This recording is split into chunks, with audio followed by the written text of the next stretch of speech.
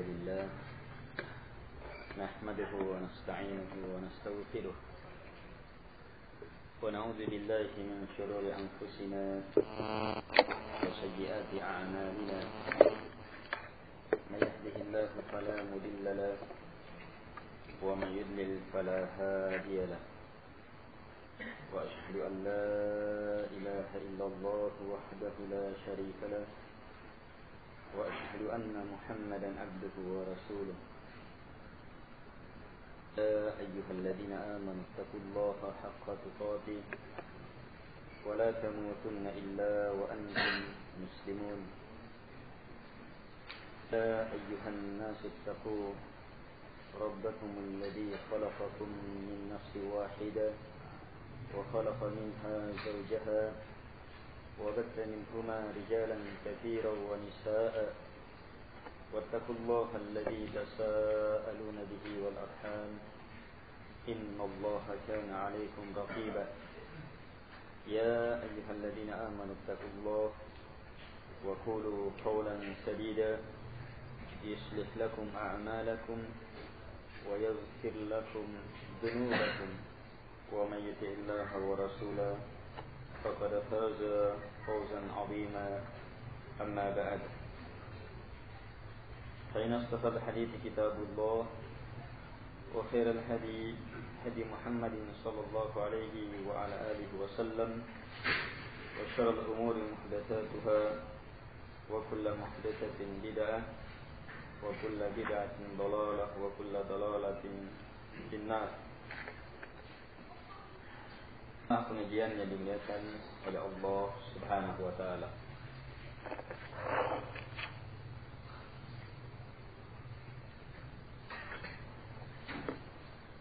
Kita bersyukur kepada Allah Subhanahu wa taala atas berbagai nikmat, kebaikan yang Allah Subhanahu wa taala limpahkan kepada kita. Terkhusus di kesempatan ini Allah Subhanahu wa taala mempertemukan kita kembali dalam rangka mempelajari agama Allah Subhanahu wa taala. Ilmu yang kita harapkan dengannya Allah Subhanahu wa taala memudahkan jalan kita menuju surga Allah Subhanahu wa taala.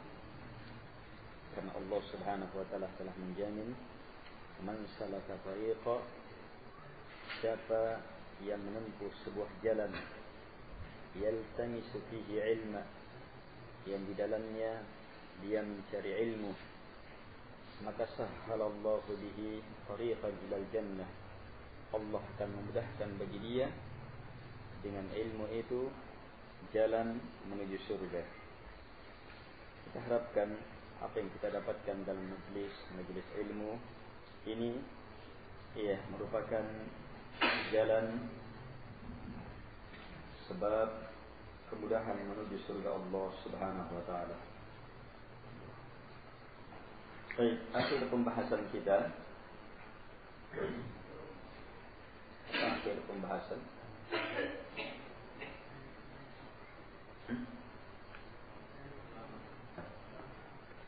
Berarti akhir pembahasan apa? Hadis apa?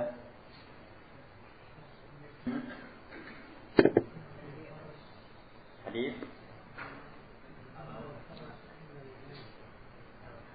dua ekor serigala.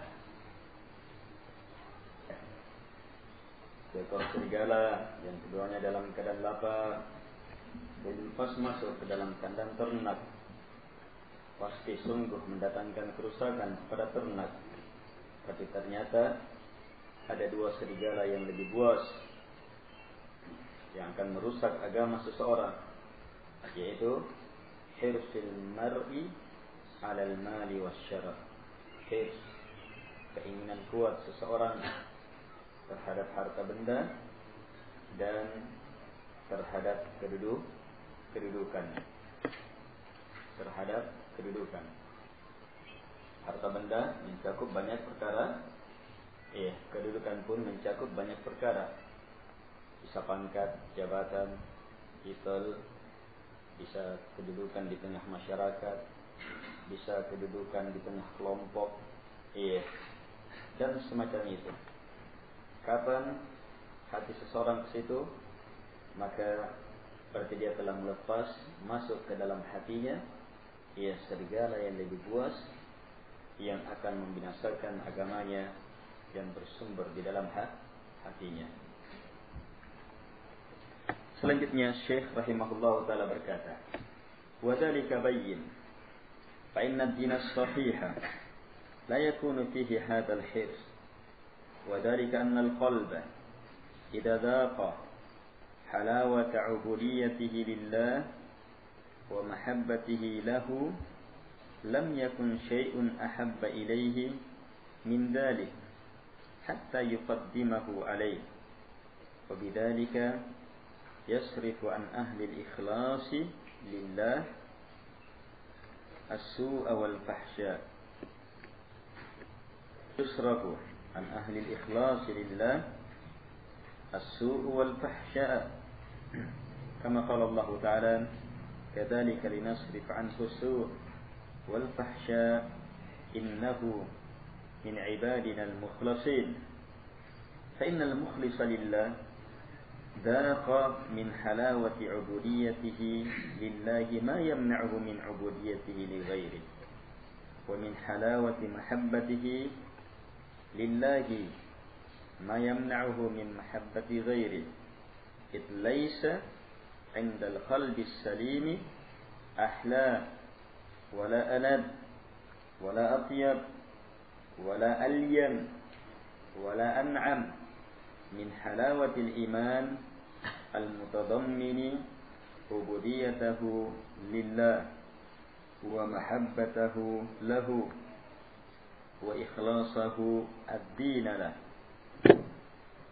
وذلك يقتضي انجذاب القلب إلى الله فيصير القلب منيبا إلى الله خائفا منه راغبا راهبا كما قال الله تعالى من خشي الرحمن بالغيب وجاء بقلب منيب إذ المحب يخاف من زوال مطلوبه وعدم حصول مرغوبه فلا يكون عبد الله ومحبه إلا بين خوف ورجاء كما قال الله تعالى أولئك الذين يدعون يبتغون إلى ربهم الوسيلة أيهم أقرب ويرجون رحمته ويخافون عذابه إن عذاب ربك كان محذورا.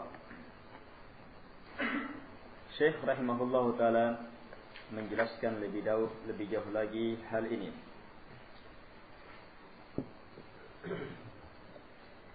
Kata beliau, hal ini adalah perkara yang jelas. Karena agama yang selamat, agama yang betul-betul murni, tak akan pernah di dalamnya terdapat hirs ini.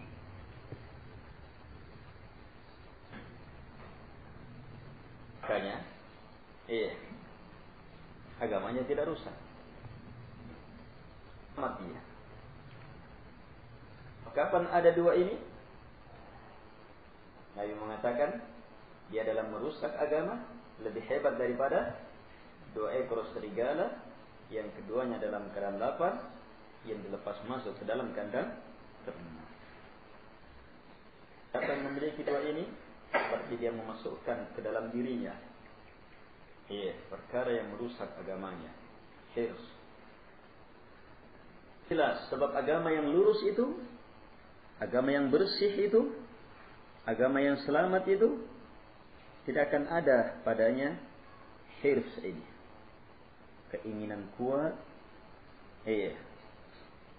untuk mendapatkan harta benda dan kedudukan.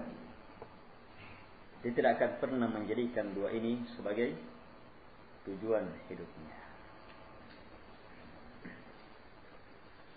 Syekh jelaskan lebih jauh. Hal itu karena sungguh hati jika telah merasakan manisnya penghambaan hanya kepada Allah Subhanahu wa taala, dan merasakan manisnya cinta kepada Allah Subhanahu wa taala, maka tak ada sesuatu pun yang lebih dia cintai dari hal itu sehingga dia akan dahulukan. Dengan inilah Allah Subhanahu wa taala memalingkan, atau dengan inilah dipalingkan dari orang-orang yang ikhlas, ahli ikhlas kepada Allah, as-su' wal fahsya, kejahatan dan kekejian. Sebagaimana firman Allah Subhanahu wa taala, "Kadzalika linasrifa anhu as-su' wal fahsya innahu min ibadina al-mukhlasin." Demikianlah untuk kami palingkan darinya as-su' wal fahsya. Kenapa? Sebab sungguh dia termasuk hamba-hamba kami yang al-mukhlasin, diberi keikhlasan. Berarti dengan kekuatan ikhlas itu dia selamat dari kejahatan dan kekejian. Buatan nistai. Keikhlasannya. Itu artinya keikhlasan itu kenikmatan yang lebih hebat. Sebab apa? Nikmatnya as-su' dan nikmatnya al-fahsya itu ternyata dia tinggalkan karena ada yang lebih nikmat. Keikhlasan. Makanya tidak akan mungkin ada hirs itu. Kata beliau lebih jauh. Karena al-mukhlisa atau al-mukhlasa lillah, orang-orang yang telah diberi keikhlasan kepada Allah karena Allah, itu telah merasakan dari manisnya penghambaan kepada Allah Subhanahu wa taala, yang mana hal ini mencegah dia melakukan penghambaan kepada selainnya. Yang diberi keikhlasan kepada Allah Subhanahu wa taala itu telah merasakan di antara manisnya cinta kepada Allah Subhanahu wa taala apa yang akan menghalangi dia untuk mencintai selainnya. Karena tak ada di sisi hati yang selamat, tak ada di sisi hamba yang mempunyai hati yang selamat, itu yang lebih manis, lebih lezat, lebih baik.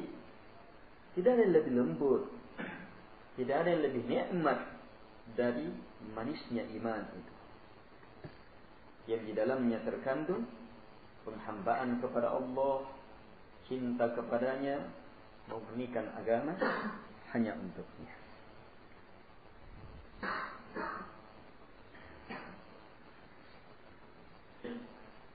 Dari sini mulai jelas.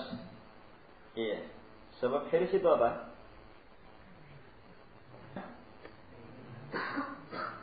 Keinginan tidak lepas dari cinta. Keinginan yang kuat yang disertai dengan usaha itu hirs. Tapi sumber keinginan kuat itu cinta. Terhadap harta dan terhadap kedudukan, kapan kita masukkan keinginan itu, hirs itu, maka dia akan merusak agama.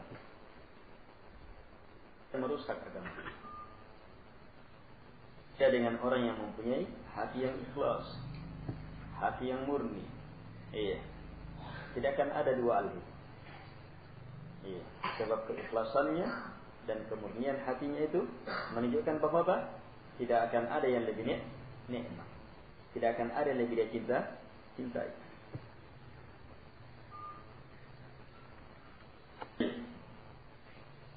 Dan beliau sudah mencontohkan dengan apa? Wa kadzalika linasrifa anhu as-su' wal fahsya. Demikian kami palingkan as-su' dan al-fahsya. Perbuatan keji, minuman keras,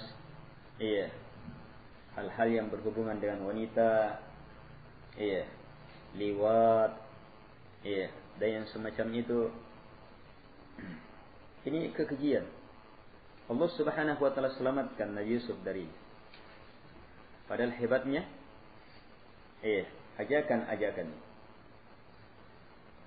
ajakan wanita-wanita penguasa yang semakin banyak Allah selamatkan. Ajakan itu di dalamnya terdapat kenikmatan. Allah selamatkan. Kenapa? Allah jelaskan, innahu min ibadina al-mukhlasin. Karena dia termasuk hamba-hamba kami yang diberi keikhlasan.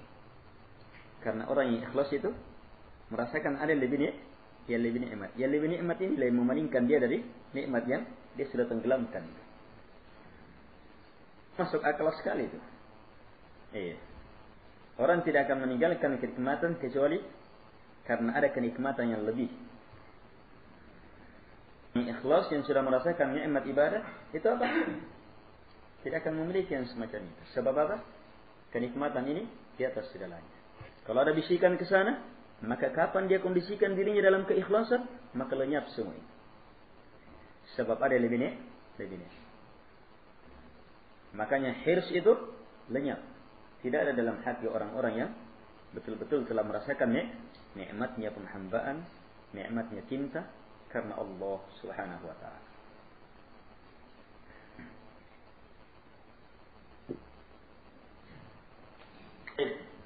Kemudian beliau jelaskan lebih jauh lagi. Wa dzalika yaqtadi injidab al-qalbi ila Allah. Dan kondisi ini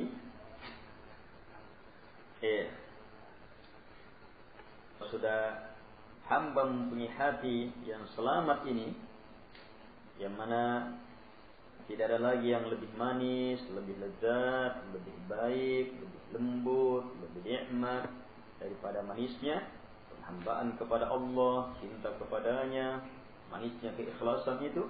Ini kata beliau mengharuskan tunduknya hati hanya kepada Allah Subhanahu wa taala. Sehingga hati pun menjadi muniban ila Allah. Hati pun akan kembali dan terus kembali kepada Allah Subhanahu wa taala. Muniban itu kondisi kembali dalam semua keadaan. Susah kepada Allah, senang kepada Allah, di masjid kepada Allah, di luar masjid kepada Allah. Dalam semua keadaannya kembali kepada Allah Subhanahu wa taala. Hatinya akan seperti itu, muniban ila Allah. Apalagi khaifan min, takut kepadanya. Rahiba. Dia akan terus mengharap dan mengharap yang bergandengan dengan takut dan takut. Bagaimana firman Allah Subhanahu wa taala, "Man khasyya ar-rahmana bil ghaib wa jaa'a bi qalbin munib." Ini sifatnya penghuni surga dalam surah Qaf. Allah mengatakan mereka adalah man khasyya ar-rahmana bil ghaib, orang-orang yang takut kepada Allah yang Maha Pengasih bil ghaib. Bil ghaib maksudnya dia kan tidak pernah lihat Allah. Tapi dia takut kepada Allah. Yakin. Tidak pernah mendengar. Tetapi dia yakin. Para Allah langsung tidak pernah. Tapi dia yakin. Ini ghaib. Atau takut kepada Allah Rahman yang Maha Pengasih bil ghaib terhadap perkara-perkara ghaib yang Allah Subhanahu wa taala ancamkan.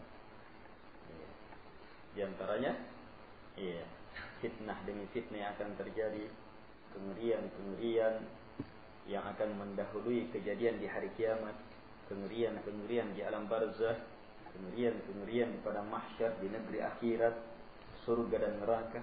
Dia takut. Ini takut kepada Allah bil ghaib. Siapa yang takut kepada Allah bil ghaib, wajaa dan datang kepadanya biqalbin munib, dengan hati yang munib. Ini sifatnya hatinya. Ini sifat hatinya hamba Allah Subhanahu wa taala. Qalb, hatinya disifati dengan kata munib. Inabah, hati yang mampu menegakkan inabah. Inabah maknanya kembali. tetapi dia kembali yang lebih dalam. Taubat masuk ke dalam inabah, tapi inabah melingkup taubat. Bahkan inabah dalam pembahasan lebih luasnya mencakup dia senang kembali kepada Allah dengan kesyukurannya. Hati yang seperti ini, yang betul-betul kembali kepada Allah Subhanahu wa taala bergandengan dengan takut. Bergandengan dengan takut. Semua ini kenapa? Karena hati ini telah merasakan manisnya penghambaan, pemurnian ibadah kepada Allah Subhanahu wa taala. Tidak ada lagi. Betul-betul kembali kepada Allah Subhanahu wa taala. Sehingga apa? Dia terus berada di dalam merasakan cinta penghambaan kepada Allah Subhanahu wa taala, berada di antara takut dan harapan. Syekh jelaskan lebih jauh. Karena al-muhib, orang yang mencintai itu, ini orang yang mencintai. Akhafu min zawali matlubi. Orang yang mencintai sesuatu itu takut sirnanya apa yang dia cari itu, yang dia inginkan. Kedua, dia takut dia tidak dapatkan atau dia takut dia tidak dapatkan marghubi, apa yang dia kejar. Karena itulah kata beliau, hamba tidak akan menjadi hamba Allah, atau hamba Allah tidak akan selamanya tidak akan menjadi hamba Allah, orang yang mencintai Allah Subhanahu wa taala, kecuali harus berada di antara takut dan harapan. Cinta berhubungan dengan keinginan kan? Ada yang diinginkan kan? Kalau dia sudah rasakan yang diinginkan, dia dapat itu, maka apa? Kalau hilang, kalau dia dapat, dia inginkan terus, bertambah dan bertambah, pasti akan berada di antara dua ini terus. Takut, harap, takut, mengharap. Bagaimana firman Allah Subhanahu wa taala dalam surah Al-Isra ayat 57. Ulaika alladziina yad'uuna yabtaghuuna ila rabbihimul wasilata ayyuhum aqrab wa yarjuuna rahmatah wa yakhafuuna 'adzabah inna 'adzaba rabbika kana mahdura. Mereka adalah, ini ada dua sifat dalam ayat ini. Ulaika, mereka itu, ladina, orang-orang, yad'una, berdoa kepada siapa? Yabtaguna, yang mengharapkan, ila rabbihim, kepada Rabb mereka, ala wasilata, jalan yang Allah turunkan, target mereka ayyuhum aqrab, siapa di antara mereka yang paling dekat kepada Allah, wa yarjuna rahmatah, dan mereka mengharapkan rahmat Allah, wa yakhafuna 'adzabah, dan mereka takut terhadap azab Allah Subhanahu wa taala. Inna 'adzaba rabbika kana mahdura, sungguh azab Rabb kamu adalah sesuatu yang harus ditakuti. Perhatikan ayat ini, di dalamnya terdapat dua sifat kelompok yang berbeda. Ini sifat orang musyrik yang melakukan penyembahan dan orang-orang yang disembah. Allah ulaika di sini isyarat kepada orang-orang kafir, orang-orang musyrik. Orang-orang musyrik itu ladina adalah orang-orang yang yad'una. Orang-orang yang yad'una, berdoa, memohon. Kepada siapa? Orang musyrik berdoa memohon. Kepada siapa? Lihat yang disembah, yang orang musyrik harapkan sesuatu padanya, yang tujukan padanya, pada mereka doanya, doa mereka. Yabtaghuna ila rabbihim al-wasilah. Mereka berdoa kepada orang-orang yang justru mengupayakan menempuh jalan kemana? Ila rabbihim, kepada Tuhan mereka. Yang mereka tempuh al-wasilah, jalan sarana yang Allah turunkan. Tentunya berupa agama. Berarti orang yang disembah ini apa?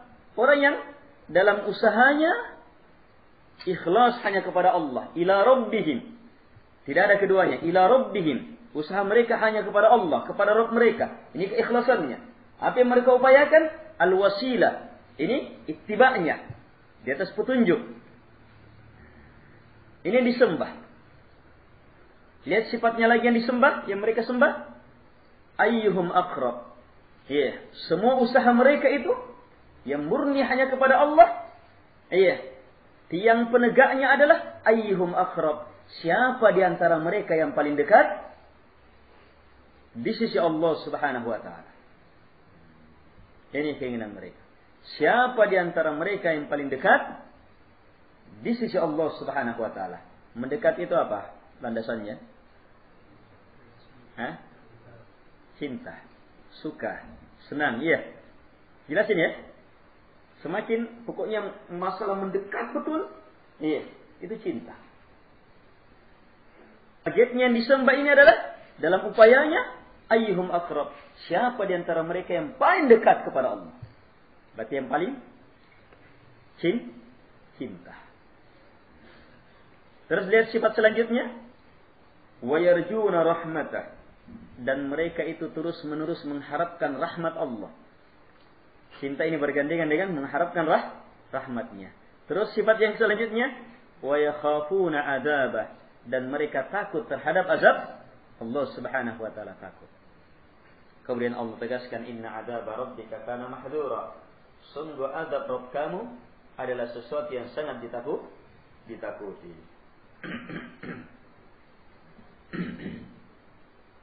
Ayat ini luar biasa jemaah. Tapi sebelumnya titik pembahasan kita di mana?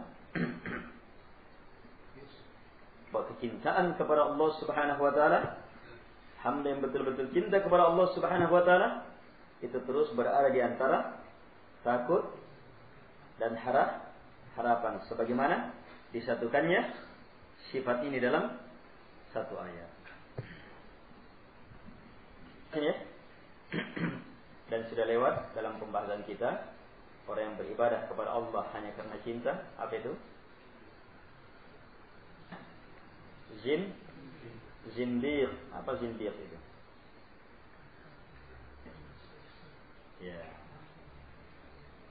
Rusak agama yang sengaja masuk ke dalam Islam, untuk merusak Islam. Zindiq. Mereka ini masuk banyak-banyak melalui kata cinta. Cinta saja. Tidak mau menjelaskan makna cinta yang benar. Cintanya tidak berhubungan dengan takut dan harapan. Sampai lahir ucapan-ucapan yang biasa didengar. Kalau seandainya saya menyembahmu karena takut terhadap nerakamu, atau karena mengharapkan surgamu. Ini kalimat-kalimat bodoh yang keluar dari petunjuk Rasulullah SAW, petunjuk Allah Subhanahu wa taala. Semata karena cinta. Cinta yang seperti ini cinta tipuan, cinta palsu, permainan syaitan. Sebab cinta itu pasti bergandengan dengan takut dan harapan. Tidak boleh tidak. Ini. Ayyuhum aqrab wa yarjuna rahmatah wa yakhafuna adzabah. Bergandengan. Lihat. Kalau mau lihat keterangan yang lebih jelas, baca surat Al-Fatihah. Sebab semua ayat Al-Quran ilmunya harus kembali kepada surah ini. Karena itulah apapun yang merupakan keterangan surat Al-Fatihah itu paten, tidak bisa berubah, kekal seterusnya. Alhamdu. Apa alhamdu? Alhamdu pujian yang dilandasi cinta. segala hamdun, pujian, cinta, lillah, kepada Allah. Lihat yang pertama, lillah, kepada Allah. Kepada Allah. Apa artinya Allah? Yang maha berhak untuk disembah. Segala pujian pembesaran hanya untuk Allah, kepada Allah yang maha berhak untuk disembah. Kenapa dia? Rabbnya alam semesta, pencipta, penguasa alam semesta. Ini cinta. Lihat kalimat yang kedua, Ar-Rahmani. Perhatikan di kasrah. Iya. Saya belum pernah jelaskan ini. Yang antum pahami, Ar-Rahmanir Rahim, harapan. Iya. Yang saya akan jelaskan di sini, perhatikan. Ini saya belum pernah jelaskan ini. Ar-Rahmani di kasrah. Iya. Ar-Rahimi di kasrah. Iya. Berarti kembali ke mana? Iya. Alhamdu Illahi Ar-Rahmanir Rahim. Yang di atas Alhamdulillahi Rabbil Alamin. Ini cinta ya? Karena hamdun. Segala pujian pembesaran kepada Allah yang maha berhak untuk disembah. Dialah pencipta, penguasa, pengatur alam semesta. Selanjutnya ayat kedua, segala pujian pembesaran, cinta juga. Iya. Cinta juga kepada yang maha berhak untuk disembah. Dialah yang maha pengasih, laha bagi maha penyayang. Lihat, hebatnya cinta digandengkan dengan harapan. Iya, jelas ya? Ini pujian kepada Allah yang maha berhak untuk disembah. Iya, yang maha merahmati. Iya, langsung cinta ini bergandengan dengan harapan. Iya. Kemudian ayat yang ketiga, Maliki, di kasrah juga. Iya. Berarti apa? Jadi ikutkan dengan selanjutnya, kalimat sebelumnya. Jadi segala pujian hanya untuk Allah, penguasa hari pembalasan. Ini takut. Iya, penguasa hari pembalasan, mempertakuti. Ternyata digandingkan dengan cinta. Kita sekali menunjukkan bahwa cinta itu mengharuskan harapan dan takut. Suratul Fatihah itu ilmunya saya bisa langsung disampaikan semua. Iya. Saya juga tidak bisa ingat seluruhnya. Yang teringat-ingat saja itu, iya, pertanggungjawabannya. Apalagi kalau antum mampu menghubungkan, kenapa alhamdulillah di situ. Kemudian seluruhnya ikut kepada Allah. Lillah artinya apa? Yang maha berhak untuk disembah. Coba lihat. Iya. Yang maha berhak untuk disembah, di dalamnya sudah terkandung pernyataan cinta, pernyataan takut, pernyataan harapan. Jelas sekali menunjukkan bahwa pilihan kita bahwa la ilaha illallah, tidak ada yang berhak disembah kecuali hanyalah Allah Subhanahu wa taala, itu tidak akan pernah benar kecuali murninya cinta, harapan dan takut kepada Allah Subhanahu wa taala. Baik. Tersindir kalau yang beribadah hanya mengharap saja, iya. Kelompok Murji'ah. Apa kelompok Murji'ah itu? Iya. Kelompok yang berpendapat bahwa amalan-amalan itu tidak dipengaruhi, iman itu tidak dipengaruhi oleh pelanggaran-pelanggaran.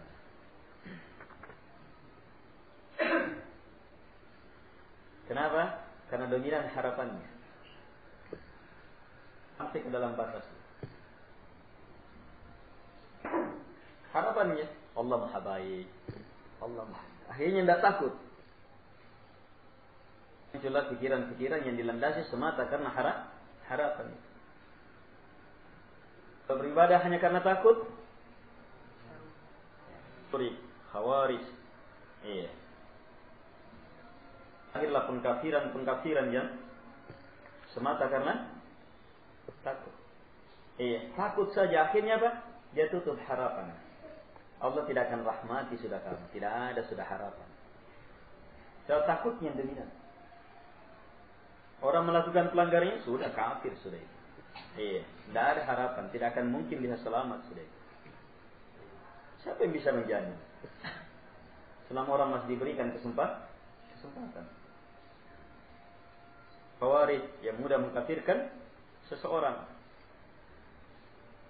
Dan itu yang benar adalah yang menegakkan ibadah ikhlas hanya kepada Allah. Dan yang ibadah yang ditegakkan itu di atas petunjuk Allah sesuai dengan sunnah Rasulullah SAW. Dan ditegakkan dengan 3 rukun, yaitu cinta, harapan, dan takut. Baik.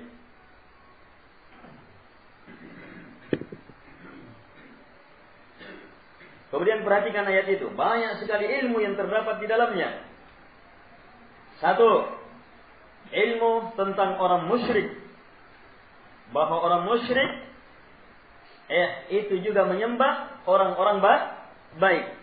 Orang musyrik tidak hanya menyembah pepohonan, bebatuan di zaman Nabi, patung-patung, berhala-berhala. Tidak.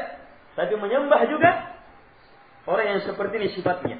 Yabtaguna ila rabbihimul wasilata ayyuhum aqrab wa yarjuna rahmatahu wa yakhafuna adzabah.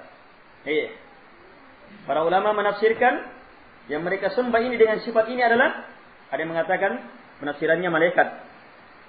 Ada yang menafsirkan Nabi Isa bersama ibunya. Ada yang menafsirkan jin yang dulunya disembah oleh orang-orang musyrik, bahkan mengajak orang musyrik menyembahnya, tapi kemudian jin ini Islam, menerima dakwah Nabi Muhammad SAW sampai akhirnya berada seperti ini. Tapi mereka terus disembah oleh orang-orang musyrik. Apapun penafsirannya, semuanya menunjukkan bahwa orang musyrik menyembah orang-orang soleh. Ini ilmu yang sangat penting. Sebab sebagian orang musyrik tetap terjatuh ke dalam kesyirikannya, dan ketika didatangkan ayat-ayat yang menjelaskan kesyirikannya, dia bilang ayat-ayat itu terhadap orang musyrik yang menyembah berhala. Kami ini, nabi ini, wali ini, kuburan wali ini, masa kamu samakan mereka dengan berhala? Masa kamu samakan mereka dengan berhala? Kita datangkan ayat ini bahwa orang musyrik di zaman Nabi itu apa? Tidak dibedakan. Musyrik penyembah batu, penyembah pepohonan, penyembah nabi, penyembah malaikat, seluruhnya orang musyrik. Yang Allah katakan, wa qatiluhum hatta la takuna fitnah wa yakuna ad-dinu kulluhu lillah. Perangi mereka semuanya dilingkup dengan kata mereka ini, orang musyrik, sampai tidak ada lagi fitnah. Tidak ada lagi kesyirikan, agar supaya agama ini murni hanya milik Allah Subhanahu wa taala. Allah katakan, panggil dengan satu panggilan. Ya kul, sampaikan ya Muhammad. Ya ayyuhal kafirun, wahai orang-orang kafir. Semuanya kafir. Dan di akhir dikatakan, lakum, bagi kalian, semuanya yang beraneka ragam sembahannya ini. Lakum, bagi kalian yang beraneka ragam sembahannya ini. Bagi kalian, dinukum. Lakum dinukum, bagi kalian agama kalian. Datang dalam bentuk kata tunggal din. Bukan adyan. Bagi kalian agama-agama kalian. Bukan itu yang Allah bilang. Tapi Allah bilang, bagi kalian dinu, kata tunggal, agama kalian. Itu artinya apa? Agama kekafiran, bagaimanapun beraneka ragamnya kekafirannya, tetap hakikatnya satu. Ilmu penting. Jadi kalau ada orang yang mendatangi kuburan para wali, orang-orang soleh, tegur dengan ayat-ayat bahwa itu kesyirikan dan seterusnya, kemudian dia mengelak, mengatakan tidak pantas. Yang syirik itu kalau datang pergi ke pohon, pergi ke penghuni ini, penghuni itu, masa ini syirik? Ini kuburan para nabi ini, orang yang dekat di sisi Allah Subhanahu wa taala. Ini ilmu yang sangat penting. Ilmu yang kedua, ulaika alladziina yad'una. Allah mengatakan orang-orang musyrik itu adalah orang-orang yang yad'una. Perhatikan, orang-orang yang yad'una. Apa yad'una? Berdoa. Berdoa kepada itu tadi, orang-orang soleh.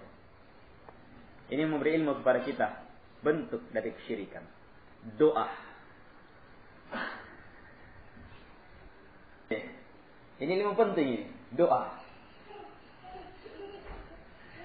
Ada orang yang berdoa ke kuburan soleh apa, kuburan wali. Kami tidak melakukan kesyirikan. Itu bukan kesyirikan. Syirik itu ibadah. Kami tidak beribadah kepadanya. Tapi berdoa. Makanya Allah mengatakan, Nabi mengatakan, ad-du'a huwa al-ibadah. Doa itu adalah ibadah. Ini memberi ilmu yang penting. Lagi pula, kata doa dalam Quran dan Sunnah itu bermakna dua. Doa ibadah dan doa masalah. Doa masalah artinya, itu yang kita pahami. Kalau kita disuruh berdoa, ayo berdoa.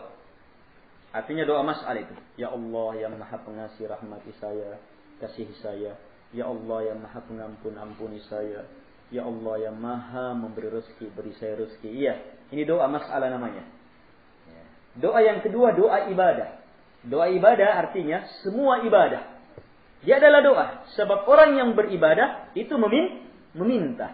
Menginginkan sesuatu. Makanya dikatakan doa. Di sini Allah menjelaskan orang musyrik dengan kalimat yad'una. Supaya melingkup semua itu. Memberi ilmu kepada kita tentang hakikat kesyirikan. Syirik itu luas. Mencakup segala jenis doa. Doa ibadah dan doa masalah. Oke. Baik. Ilmu yang lain yang memberi ilmu yang sangat penting bagi kita bahwa fitnah orang-orang soleh itu memang sangat mengerikan. Fitnah orang-orang soleh sangat mengerikan. Di sini kesyirikan. Awal kesyirikan di muka bumi, siapa disembah? Awal kesyirikan di muka bumi. Iya, pada umatnya Nabi Nuh alaihi salatu wassalam. Yang disembah oleh umatnya Nabi Nuh siapa? Wadda, Suwa'a, wa Yaghutha, wa Ya'uqa, wa Nasra. Ini adalah nama orang-orang soleh. Ini orang-orang soleh semuanya. Tapi dijadikan sembahan. Coba lihat bagaimana syaitan palingkan seseorang. Melalui orang-orang soleh. Ilmu yang sangat penting. Ilmu yang sangat penting. Dalam mengenal kesyirikan. Bahwa awal kesyirikan melalui orang soleh. Dan kesyirikan yang paling mengerikan, yang sangat hebat ikatannya, yang sulit betul orang bisa lepas, adalah kesyirikan melalui orang-orang soleh. Kalau melalui pepohonan, pohon bodok-bodoknya, pohon, batu, dan semacam itu. Tapi melalui orang soleh, syirikan melalui orang soleh. Banyak macam bentuknya. Bisa dalam bentuk doa kepada orang soleh itu. Bisa dalam bentuk perlindungan penjagaan kepada orang soleh itu. Bisa dalam bentuk baraka'na.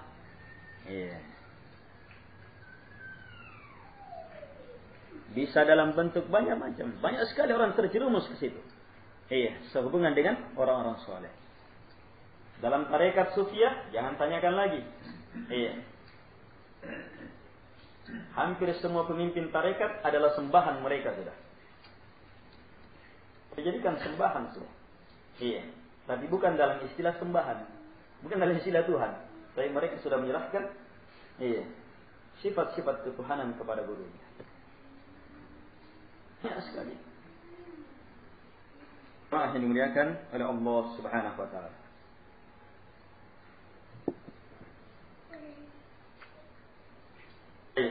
Kemudian ilmu yang selanjutnya, hadis ini memberi ilmu kepada kita bahwa orang yang soleh, orang yang baik, orang yang mulia itu adalah mereka yang memenuhi 2 syarat ibadah dan 3 rukun ibadah. 2 syarat ibadah, ila rabbihim 1. Usaha mereka, upaya mereka, ila rabbihim, betul-betul hanya kepada Allah. Ini keikhlasan mereka. Apa yang mereka upayakan? Al-wasilah. Jalan yang Allah turunkan. Ini apa? Menjelaskan apa?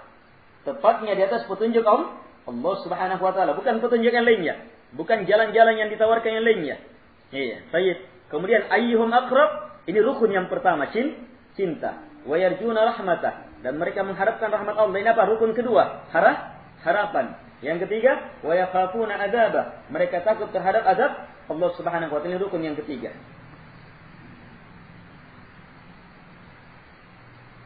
Kemudian memberi ilmu kepada kita. Perhatikan, wa yarjuna rahmatah. Mereka mengharapkan rahmat Allah. Rahmat Allah. Ini diantara wujud harapannya. Mengharapkan rahmat Allah. Mengharapkan surga Allah. Iya.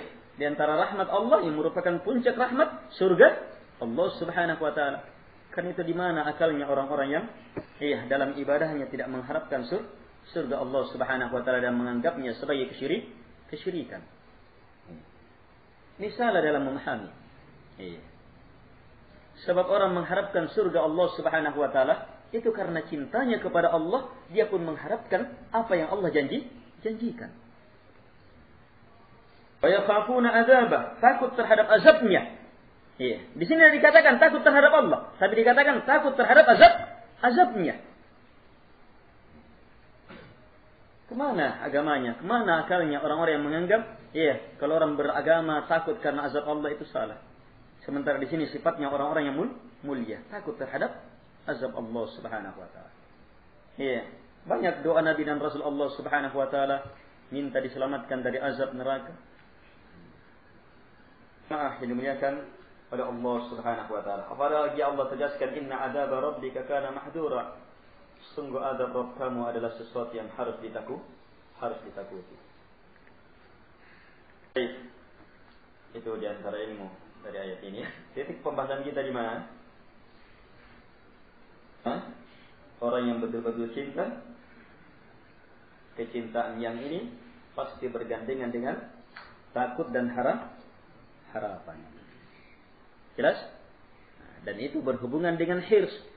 Hirs kan apa? Keinginan kuat itu. Berhubungan dengan cinta terhadap itu. Otomatis ada takut dan harapan. Kapan kepada harta? Karena kedudukan, masuk hirs yang merusak. Kalau begitu, ada hirs yang bermanfaat. Ada hirs yang bermanfaat.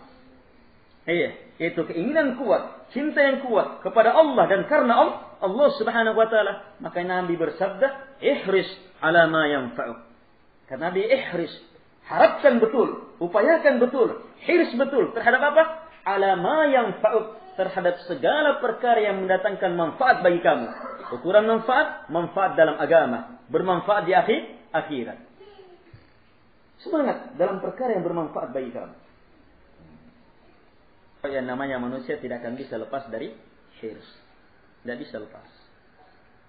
Sudah lewat pembahasan yang lalu. Asdaqul asma, nama yang paling benar apa? Harith dan Hammam. Apa Harith? Yang berkeinginan. Hammam yang betul-betul bercita-cita, bertekad. Itu nama yang paling benar. Sebab siapapun yang punya nama itu pasti benar. Semua manusia punya keinginan. Punya tekad. Punya cita-cita. Keinginan itu landasannya ilmu, pikiran, ilmu, keinginan yang semakin kuat lahir cinta yang semakin hebat terhadap sesuatu itu lahirlah hirs dan upaya untuk mendapatkannya. Kalau bukan kepada Allah dan karena Allah, celaka. Dan ada dua kepada selain Allah yang sangat membahayakan, yaitu apa? Kepada harta dan kepada kedudukan. Kepada harta dan kepada kedudukan. Baik. Sekian dulu.